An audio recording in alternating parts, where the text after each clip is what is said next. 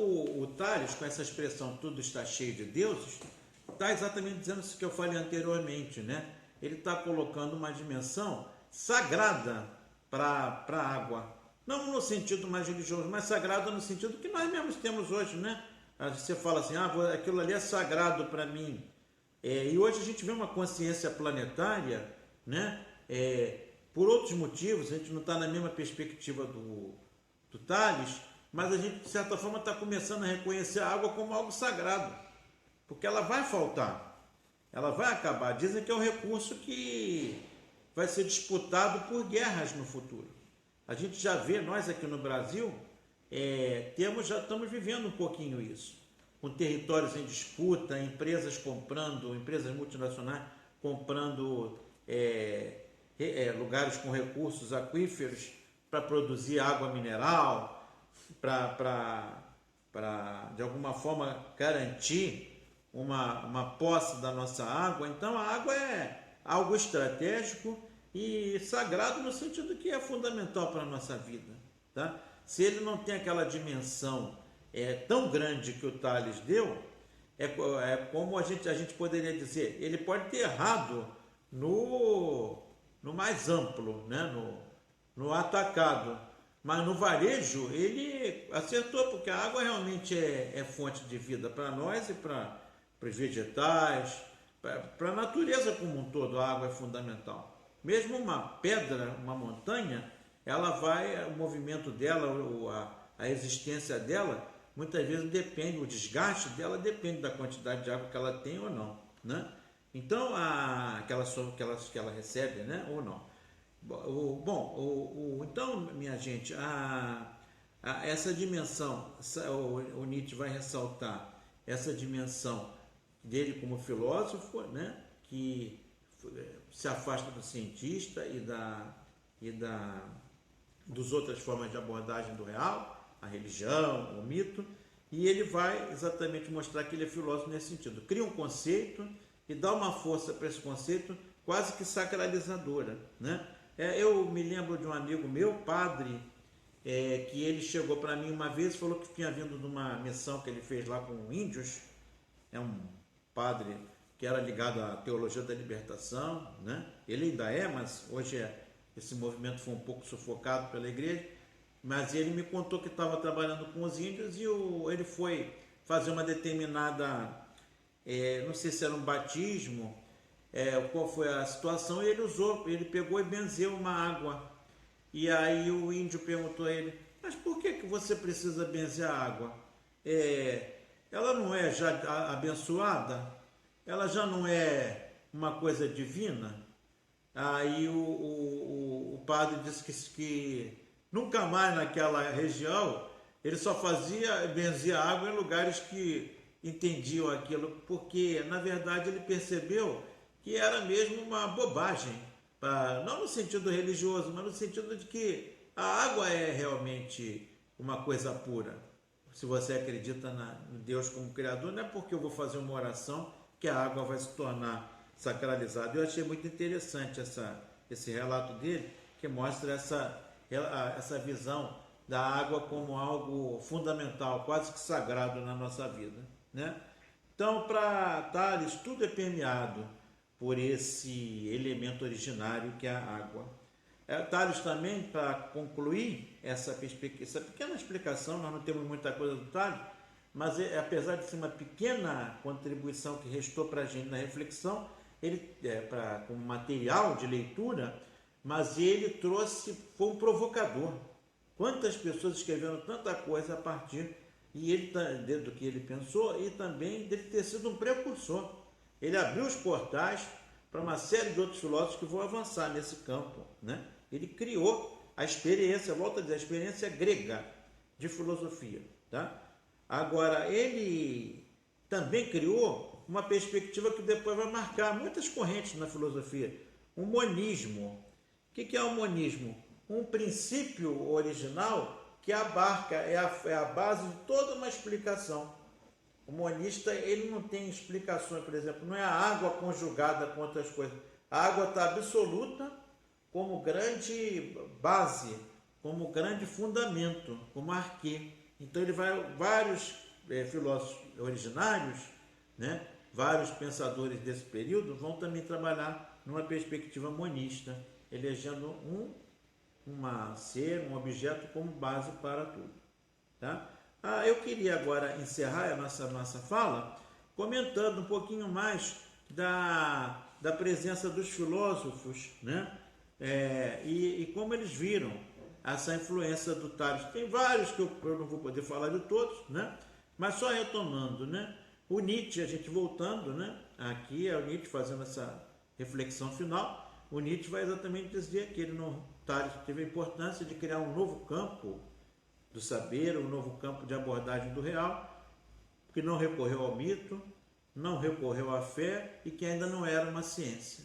Era o campo próprio, né? Era a filosofia, com a sua base na observação, na imaginação, na razão e na intuição. Uma coisa muito cara ao Nietzsche também, que ele valoriza muito nos pré-socráticos, nos pensadores originários, é que eles não fazem essa distinção entre corpo e alma. Está tudo presente. A distinção entre corpo e alma vai começar a vigorar mais a partir de Platão, já com Sócrates, Platão e Aristóteles. Quer dizer, o homem a razão e os sentidos e a emoção estão misturados. E isso o Nietzsche achava fantástico. Ele tentou recuperar isso quando ele propôs esse pensamento. O Nietzsche é tributário assim, de forma muito forte desses pensadores originários. Tá? Uma outra observação que o Nietzsche faz é porque eles são trágicos, esses pensadores, em especial Tales, porque eles criam uma teoria que está sujeita a chuvas e trovoadas. Ele não tinha uma garantia de uma igreja, de um templo, de um quadro, de uma burocracia de religiosos. Não. Eles estão por conta própria. Como se o filósofo fala, deixa que eu me viro. Alguns depois vão criar confrarias, grupos, que vai ser importante. Mas esses primeiros estão sozinhos, estão lançados à própria sorte. Os que estavam no mundo regido pelo mito também formam toda uma comunidade que assume, que partilha daquele mito com uma explicação e fundamento, uma comunidade tribal, né? Agora, ele aqui não, é uma experiência, a filosofia nesse momento é uma experiência solitária e que necessita de coragem. Quantas pessoas não devem ter afrontado? Quantas pessoas não devem ter humilhado? Quantas pessoas não devem ter até perseguido o Tales? Porque ele era original, ele era independente, ele era uma pessoa com personalidade para mostrar o que realmente ele estava pensando. Era um homem corajoso. E você sabe o que acontece quando existe uma pessoa assim? Ele acaba sendo uma pedra no caminho das pessoas. Ele acaba sendo considerado, não é que ele seja, ele é considerado. E as pessoas se sentem incomodadas com uma pessoa assim. De certa forma, ele vai ser uma espécie de padroeiro dos filósofos, que muitos filósofos vão padecer desse problema, serem compreendidos da própria filosofia, sendo considerada uma coisa inútil, algo que não serve para nada. Muitas pessoas erroneamente, infelizmente, ainda pensam assim, né? Isso mostra a falta que a filosofia faz na vida delas. Muito bem, para outro filósofo, o Heidegger, nós precisamos recuperar esse pensamento originário, porque exatamente ele faz a gente perceber. O Heidegger vai associar muito o nascimento da filosofia com a poesia, porque a poesia e a arte, as artes em geral, mas a poesia, ele vai aproximar muito a filosofia da arte, especialmente da poesia, porque ela permite uma emissão da tua voz interior, e que você libera uma reflexão que vem do teu íntimo, claro que mediado pelas coisas da natureza. Mas se você compara um poeta que cria um poema ao olhar o mar, ou que cria um poema ao comparar um rio com a vida, com a caminhada dela no tempo, você vai perceber que o Tales fez algo parecido. Quando ele traz a filosofia para uma dimensão que não está presa a amarras teológicas, religiosas, mitológicas, e ainda não as científicas, que viriam ser também amarras. A ciência também cria amarras. E a filosofia, a não ser que ela seja um sistema rígido, ela não permite essas amarras. Ela é livre, ela é solta, ela de certa forma é poética. E o Heidegger todo o pensamento dele vai ser calcado nisso. A gente abandonar essa dimensão ortodoxa, identitária, sistemática da filosofia tradicional e permitir filosofias que coloquem aquele barquinho no oceano para entrar no clima de Tales e deixa o barquinho fluir. Uma dimensão trágica, porque você não pode que acontecer, que não pode sonhar sequer com o que vai te acontecer, mas que te permite usar a vela, curtir as cores, se bronzear e viver de uma forma desprotegida, mas que te dá um alcance de toda uma dimensão humana que é recalcada quando você fica protegido nos guarda-chuvas, nas capas e nesses protetores todos que são os sistemas de explicação conceituais fechados, ortodoxos, tanto da religião como da ciência. Heidegger, então, ele vai propor isso, que a gente se inspire nesses pensadores originários. Walter Benjamin, como eu falei para vocês, vai ter toda uma perspectiva ética voltada para a valorização da experiência. Ele faz uma separação entre vivência e experiência. Conceitos criados por ele. A experiência seria você viver aquele episódio ou aquele momento, ou você se relacionar com uma determinada coisa da natureza ou uma relação pessoal e viver aquilo intensamente. Viver aquilo com o máximo de intensidade. E ele se inspira muito nos antigos. Ele não cita realmente os pré-socráticos, mas você percebe todo um elemento, ele cita autores alemães como Hamann e outros, os românticos, que vão buscar muitas vezes, que buscam nos pré-socráticos, essa relação com a natureza mais visceral. E o Walter Benjamin vai dizer, essa relação visceral que eles buscavam na natureza, a gente pode buscar ainda hoje, não só com a natureza, mas com pequenas coisas do nosso dia a dia. Valorizar uma flor, valorizar um perfume, valorizar uma brincadeira. Há um episódio, que me permitam contar, do Walter Benjamin. Ele conta que estava numa praça na Alemanha e que tinha duas crianças brincando, uma pobrezinha com um peão de madeira, a outra com um carrinho de bombeiro mais sofisticado, que dava corda e andava. E a um determinado momento, ele estava, o menino magiquinho estava com uma babá e o pobrezinho estava sozinho brincando com o seu peão. Os dois estavam se divertindo muito, cada um à sua maneira. Estavam inteiros ali no seu brinquedo. Só que quando um viu o brinquedo do outro, parou e ficou observando. Eles foram se aproximando, daqui a pouco eles trocaram os brinquedos. A babá do menino magiquinho veio e desfez a troca. E demonstrou, deu uma bronca no menino mais pobre, dizendo que ele era um menino malandro, que queria tapear. Porque o pai dele, pai do menino rico, podia comprar 1000 peões daquele, simples, e o menino estava querendo tapear o outro. E o Walter Benjamin relata que, de certa forma, protegeu o menino, disse que viu, eles trocaram porque queriam. Quando a babá foi embora, ele acalmou o menino, que estava com um peãozinho, o menino foi embora e o Walter Benjamin pensou. Veja bem, essa babá falou que o menino, o pai do menino, pode comprar 1000 peões com o dinheiro que ele tem. Não, ele não vai comprar nenhum, porque ele não vai comprar aquele peão originário, aquele primeiro amor de peão, que foi aquele que marcou aquele encontro. Isso é a experiência. A experiência não tem valor de troca, não vale quanto custa. A experiência tem valor de uso, como ela me preenche, como ela me afeta. É isso que o Walter Benjamin me propõe, que a gente busque, como os filósofos originários, uma busca do encontro, da experiência com a natureza, não da vivência. A vivência é aquela coisa burocrática. Eu só encontro a natureza para colher o fruto que eu quero, mas não para vivenciar, para curtir, sentir o cheiro do mato, o cheiro da noite, o cheiro da manhã, o perfume das coisas. Nós, então, nesse mundo urbano, perdemos isso. Walter Benjamin vai pegar essa inspiração dos pensadores originários para trazer para uma reflexão da nossa própria ética, da nossa perspectiva de vida, fazendo esse contraponto entre vivência e experiência. Vai usar, inclusive, o termo iluminação profana. Quer dizer, olha o jargão que ele traz do âmbito religioso, para dizer, no profano também tem iluminação. A água pode ser sagrada, e desde o Tales, e pode ser para a gente também, no mundo da poesia, no mundo da visão, do valor de uso.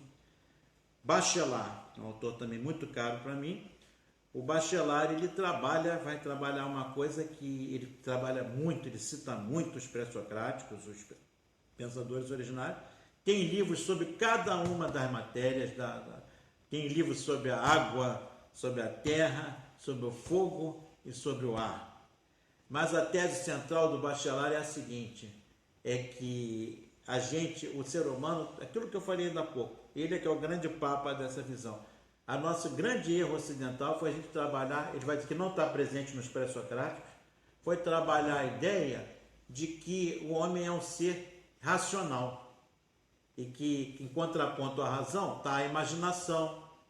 A sede da alma é a razão, o corpo, as sensações, a imaginação, o inconsciente, os sonhos, são todas coisas para ser jogada numa espécie de limbo, porque não são coisas sérias.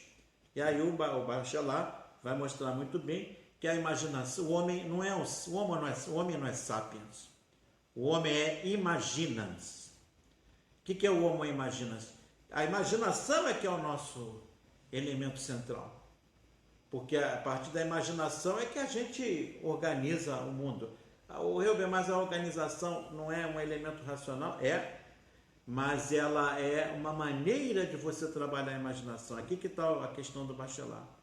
E ele vai dizer que aprendeu isso com os pensadores originários. E a gente vai ver outros depois.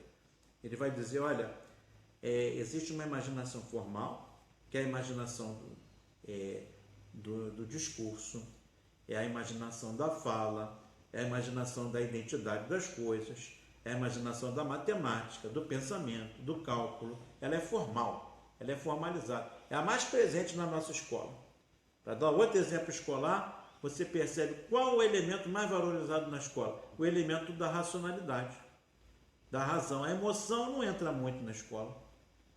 O que você está sentindo, como tal conhecimento te impactou. Por isso que você não tem a presença das artes, a impressão, os sentidos. Isso não tem muita importância na escola. A gente entrava e entra ainda, infelizmente.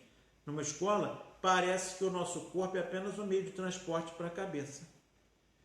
Você não tem esses outros, não leva a sério esses outros elementos. Então você tem a razão como centro do processo educacional.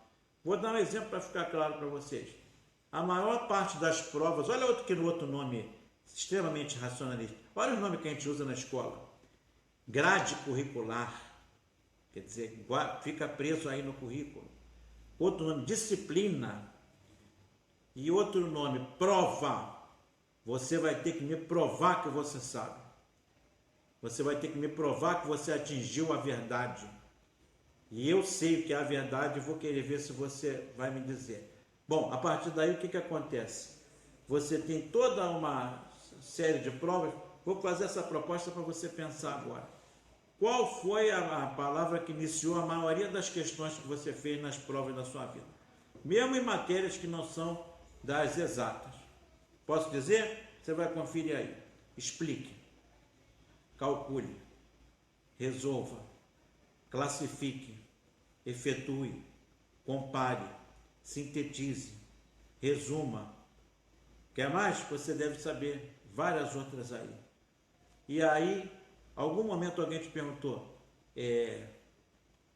exprima, desenha isso aí, cante isso, dance, tá? Teatralize, né? Poetize. verdadeiros campos de abordagem válidos, sensoriais, que dialogam também com a filosofia, mas que foram colocados de lado em prol de um racionalismo. Então o Bachelard vai dizer, nós valorizamos muito a imaginação formal e deixamos de lado essa imaginação que vem dos sentidos, vem da imaginação, que vem das sensações, que vem das emoções, que vem do amor, que vem de todo um outro campo que é relegado a segundo plano. Então o Bachelard vai dizer, isso você não encontra nos primeiros pensadores. Tá? É um saber, né, que a gente pode dizer que é um saber voltado para os sentidos. Os sentidos também produzem esse saber. Eu lembrei agora, já que a gente está falando da água, e o Bachelard tem vários livros relacionando a água e os sonhos, a água e os desejos. Você vê quantas imagens da água a gente tem no dia a dia, né? A água como elemento purificador, a água tanto nas religiões como nos... Você precisa... Lavei a alma, olha como a gente usa expressões assim. Então, minha gente, o Bachelard vai valorizar esse aspecto que os antigos para ele valorizavam, que é o dos sentidos. Estava falando da água, né? Das imagens da água, mas também tem imagens até fílmicas. Eu assisti um filme que me impactou muito, na verdade tem duas versões. Um é Asas do Desejo, do Wim Wenders, e o outro é uma refilmagem, mas com uma imaginação criadora ali trabalhando em cima, que foi feita por um filme chamado Cidade dos Anjos, que é um filme americano que teve como ator o John Cage, um ator americano chamado Cage. O filme trata a história de um anjo os anjos que vivem protegendo uma cidade e protege, mas quando vai acontecer uma coisa, você não percebe que o carro quase te atropelou, mas é o anjo que te tirou, afastou o carro, afastou você, uma série de coisas. E do Wim Wenders não trabalha tanto isso, mas nesse filme Nicolas Cage, lembrei do ator. O Nicolas Cage faz o papel do anjo, só que ele se apaixona por uma das pessoas que ele está protegendo. E ele fica tão apaixonado, não deve ser uma coisa comum para anjo, né? Ele fica apaixonado e ele quis trocar a vida de anjo pela vida de ser humano para ficar com aquela moça. E ele consegue essa autorização, não pode depois voltar mais a ser anjo. E, gente, é uma cena linda no filme, é quando ele toma o primeiro banho. Porque o anjo não sente, a gente supõe, né? Se é que existe anjo, mas vamos imaginar, o anjo não sente nada, ele já está no outro plano, e o plano espiritual. E o Nicolas Cage, quando toma banho, gente, ele fica, ai meu Deus, que maravilha! Aquela água quentinha batendo no corpo, uma dimensão erótica, né? Da água. Então você vê como tem várias perspectivas quando se entra nesse âmbito da estética. Como diz o Bachelard, a água não é só água. A água também é uma série de imagens.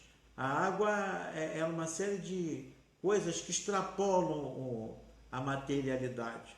Eu acho que isso ajuda a explicar o Tales. O Bachelard também tem eu posso muito bem usar quando falar da terra, fogo, água e ar, mas na frente sobre o Anaxágoras, o Bachelard tem um livro inteiro escrito sobre a chama de uma vela. E ele mostra nesse livro exatamente, o nome do livro é A Chama de uma Vela, como uma vela pode mostrar que ela é muito mais que uma vela para você.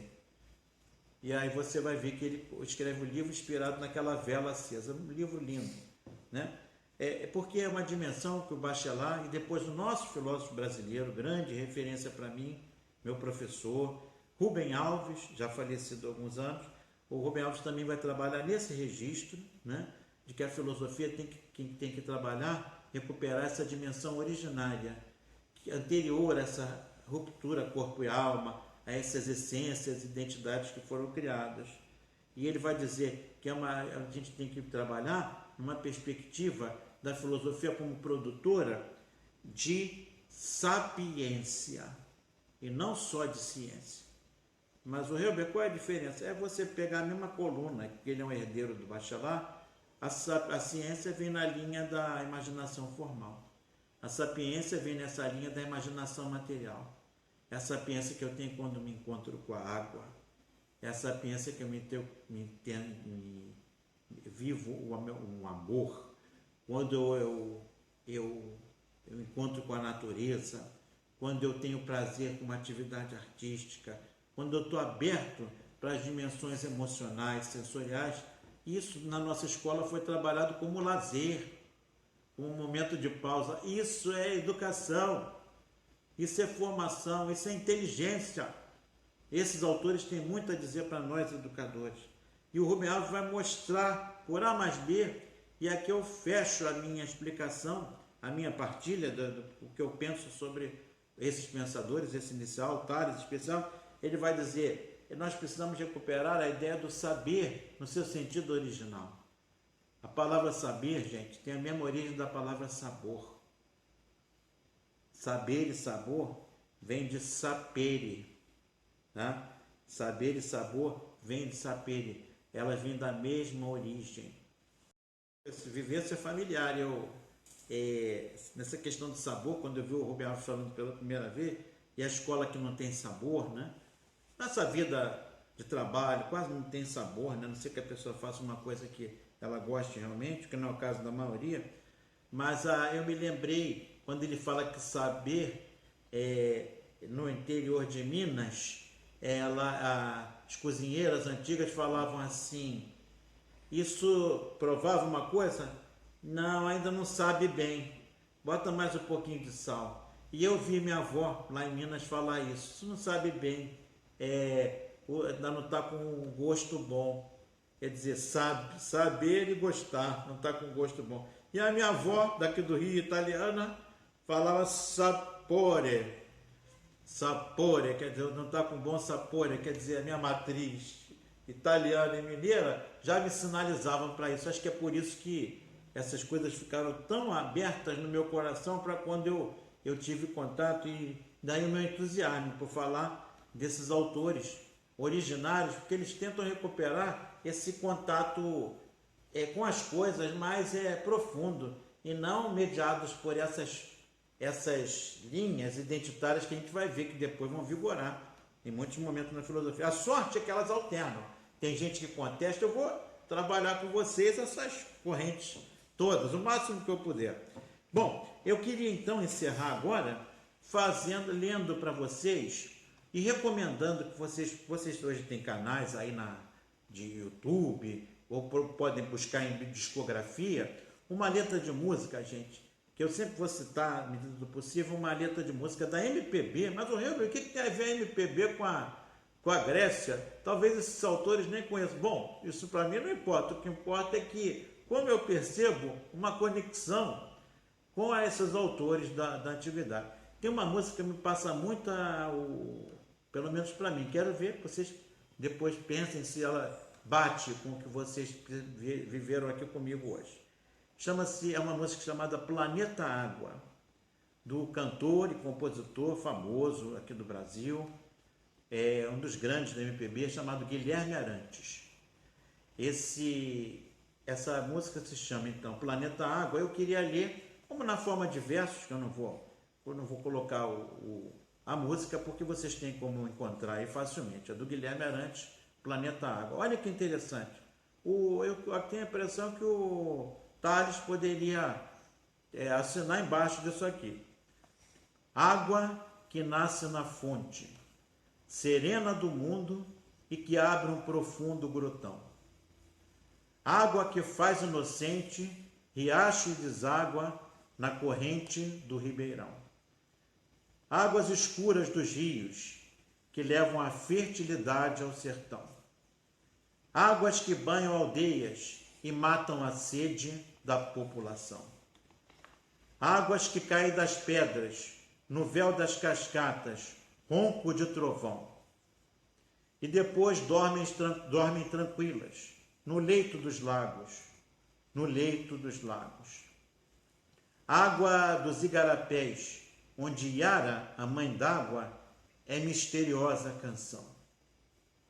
água que o sol evapora, pro céu vai embora, virar nuvens de algodão. Gotas de água da chuva, alegre arco-íris sobre a plantação. Gotas de água da chuva, tão tristes, são lágrimas na inundação. Águas que movem moinhos, são as mesmas águas que encharcam o chão. E sempre voltam humildes para o fundo da terra, para o fundo da terra. Terra, planeta, água. Um abraço a todos, saudações em nome também do Tales de Mileto. Um grande abraço.